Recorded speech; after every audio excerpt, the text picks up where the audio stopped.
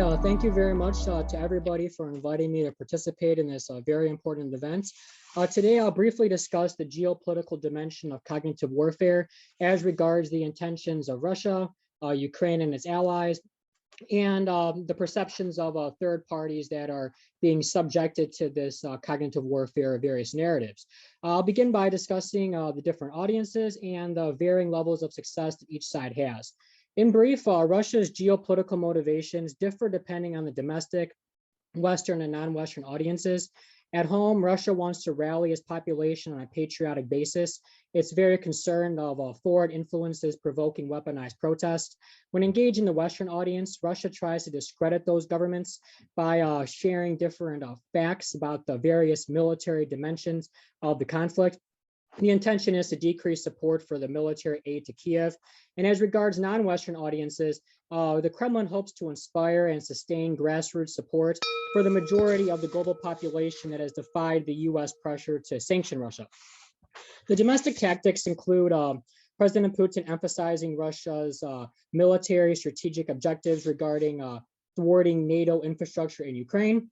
As regards the Western-directed narratives, Russia emphasizes the ultra-nationalist element in Ukraine. And concerning non-Western audiences, Russia tries to share concepts with them about multipolarity, anti-imperialism, and strategic autonomy. The US-led West geopolitical motivations differ from Russia's, though the targeted audiences are the same. At home, they also seek to rally their population around a patriotic basis, focusing on international law, democracy, and human rights, aka Western values. When engaging Russians, they try to convince them that their government is lying to them, hoping that this will in some way or another provoke some type of protest against what's happening. And as regards the non-West, it's pretty much a mix between these narratives. Now, the tactics the US employs are to mostly compare President Putin to Adolf Hitler. That's become something that's been pretty popular nowadays, and compare Russia to Nazi Germany. Russians are told that their side's casualties are a lot larger than is being reported. And as regards non-Western audiences, they're made to think that Russia is isolated, and they're reminded of secondary sanctions threats for violating US unilateral sanctions. Russia and the US employ similar tactics to defend themselves from one another's cognitive warfare. These can objectively be described as censorship. There's banning of different media outlets, different accounts, so on and so forth. The basis is that these platforms or accounts can meddle in internal affairs. The one thing is that the West is pretty reluctant to acknowledge these policies of censorship because they go against the stated values. Russia is concerned that some of the narratives can provoke unrest at home, but at the same time, to be fair, the West seems to be pretty concerned that Russian narratives can create different types of protests on different bases. There's this allegation of Russia weaponizing COVID and so on and so forth. So the knife kind of cuts both ways in this case. Now, the majority of the world actually happens to be the true cognitive warfare battleground in my estimation. Russia needs reliable non-Western partners to function as valves from Western pressure and sustainable opportunities for economic growth. It's in the West's interest to pressure these same non-Western countries to not fulfill that role, hence why they promote certain narratives aimed at those audiences and their decision makers. Now, in spite of the US's secondary sanctions threats, we see that there are two very important case studies of non-Western countries refusing to go along with the Western narratives. These are China and India, the world's two largest developing countries. I'll briefly discuss their role right now before wrapping everything up. China's media environment is more closely regulated than India's. That's because of national traditions and national security concerns. I don't believe anybody had any expectation that China would comply with American pressure. So I want to segue into discussing the Indian dimension while I still have a few minutes. India's situation is very different.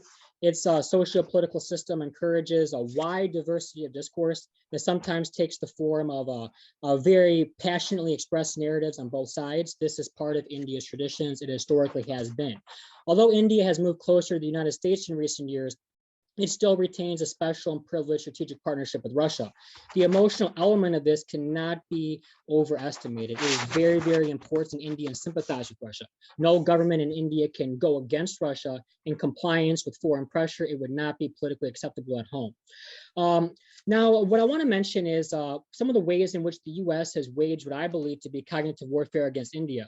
American officials have made very dramatic declarations against India. These include Jen Psaki saying that India is on the wrong side of history. Victoria Nuland has put various elements of pressure on India. Different U.S. economic authorities, I forget the names off the top of my head, they put various pressure on India as well, saying that India must comply. They're disappointed with India purchasing discounted Russian resources. India retorts that what India buys in a month is less than Europe buys in an afternoon. That was a recent retort last week. Now, since I'm approaching the end of my allotted time, I want to share some basic conclusions. I believe that what we should do is we should try to focus more on the geopolitical determinants, explaining why various countries have the policies they do. If we look at India as the ultimate case study of a country that is equidistant between the US and Russia, we see that on the surface, nobody really knew where they were going to side. I mean, they do have very concrete military strategic reasons for siding with the United States, as they have over the past decade, but at the same time, their historical ties with Russia are also very important. My working hypothesis is that the geostrategic situation, the larger international environment, is what's shaping some of these countries' policies and approaches towards the Ukrainian conflict, not necessarily the so-called cognitive warfare being waged by either side. I believe this is important because at the end of the day, in many countries, although we respect the opinions of average people, the average person does not have a lot of influence in formulating their country's foreign policy. In this case, we should look more at how the targeted audience more often than not happens to be decision makers in these third countries as opposed to the population. But having said that, in some countries, popular support for or against their government's policies towards a very sensitive issue like the Ukrainian conflict can be very important. In the Indian case, my conclusion is that the American pressure, which is very blatant, very aggressive, in many ways very rude, it's very upfront, has been very counterproductive and has, in my opinion, galvanized the Indian population around their government, because now they view their government's approach of principal neutrality as being a patriotic defense of their objectively existing national interest, specifically India's policy of non-alignment.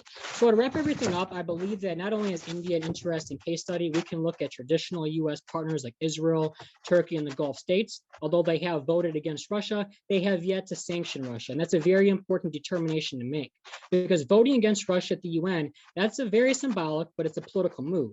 It's not an economically substantive move. It does not actually achieve what the US wants to do with meaningfully isolating Russia. So with that being said, I'm going to wrap up my conversation. I hope to answer some questions during the panel, and I am very eager to hear what my colleagues have to say about this topic as well. Thank you.